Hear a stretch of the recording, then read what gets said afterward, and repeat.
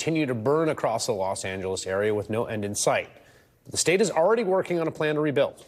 Tonight, MSNBC's Jen Psaki was in Altadena, California, where she spoke to Governor Gavin Newsom.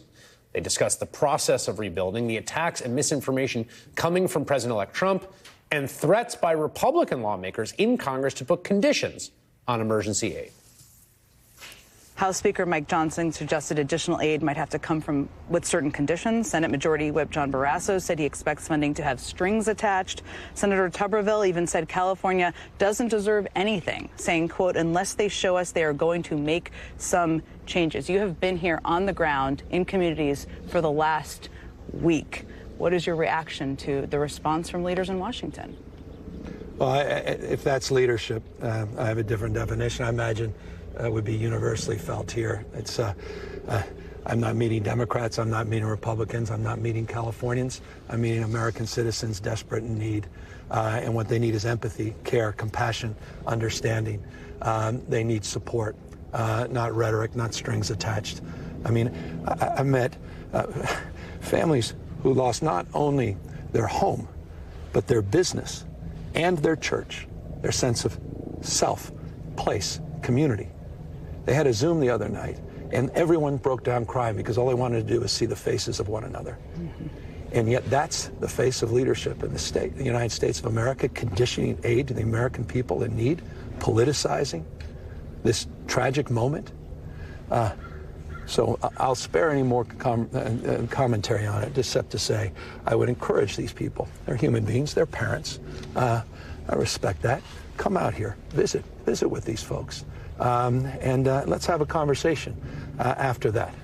I'm more interested from you in how damaging it is when you have somebody with that type of a platform who is next week going to be the president of the United States is injecting inaccurate information about the worst wildfires in American history. Let me answer that by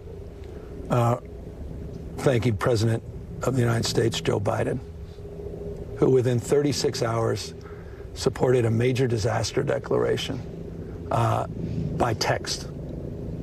Within a few minutes later, committed 100. He could have just committed 75%, 90. He said 100% of all the costs for disaster recovery. That took the time to meet with first responders, was here on the ground. I want to thank President Joe Biden. And then I want to offer that as an example to the incoming president of presidential leadership, a president of the United States of America, being here for the American citizen. He didn't ask me, is this a conservative part of California, Altadena? Did they vote for me? What, he didn't ask for his staff to look at the last election and see how many were for Kamala or how many were for Donald Trump. He said, pal, you got it. We have their backs. Express empathy. I had firefighters that went up to him and they had tears in his eyes after meeting Joe Biden, who was consoling them. I think that's an example for the incoming president. What's not, I think, helpful or beneficial is a string of consciousness, these wild-eyed fantasies that somehow the state water project, we have reservoirs that are at or near historic highs, full, completely full, that somehow there's a magical spigot in California, in Northern California, that just can be turned on and all of a sudden there will be rain or water flowing everywhere. It's not helpful. It's damaging to the very foundation of the notion of what are facts, what are truths. And the fact of that asymmetry, that's profound and consequential, amplified by people like, let's be candid, Elon Musk and others. And that 1-2 punch is real. And it's not just about this fire. And that's what hurricane force winds of mis and disinformation that can divide a country on a myriad of issues. This is serious. And, I get it. They want to take us. I get it. I'm not naive. I get the California derangement syndrome. I've been living with that for years and years. New scum. The same 7th grade. I remember the guy on Baltimore Avenue that called me new scum. I was in 7th grade. I can handle that. We'll leave that aside. I understand what they're trying to do. I want to work with them. It's not about me. It's about people that we both represent. He represents and I represent, and I'm honored and proud to represent these folks. And I desperately plead with them. Come out here. Help us. and we will help you. You'll be elevated, Mr. President. At the end of the day, you'll be the one we all will go to and say, thank you.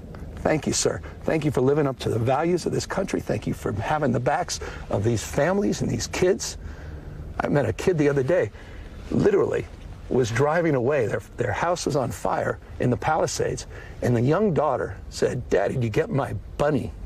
And he said, I didn't get your bunny. I got 4 kids. That's what I hope that President of the United States, President Trump, has an opportunity to meet with that family. And Jen Psaki, host of Inside with Jen Psaki here on MSNBC, joins me now.